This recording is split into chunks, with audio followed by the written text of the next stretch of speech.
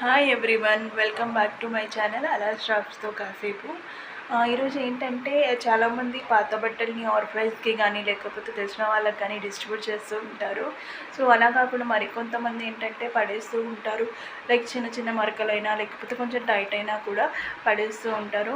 అప్పట్లో అంటే మన క్లీనింగ్కి కానీ లేకపోతే ఏమైనా యూజ్ చేసుకునే వాళ్ళు. ఇప్పుడు మాప్స్ అండ్ టిష్యూస్ వచ్చాక ఎవరు యూజ్ చేయట్లేదు కదా.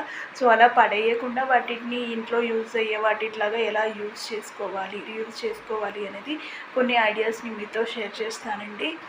సో ఇప్పుడు అప్కమింగ్ బ్లాగ్ వీడియోలో మీకు ఫుల్ డీటెయిల్స్తో వస్తుంది.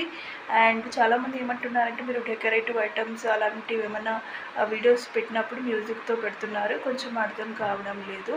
సో వాటిని ఇప్పటి నుంచి నేను నా ఒరిజినల్ వాయిస్ తోటి ఫుల్ ఎక్స్ప్లెనేషన్ అనేది ఇస్తానండి. So stay tuned.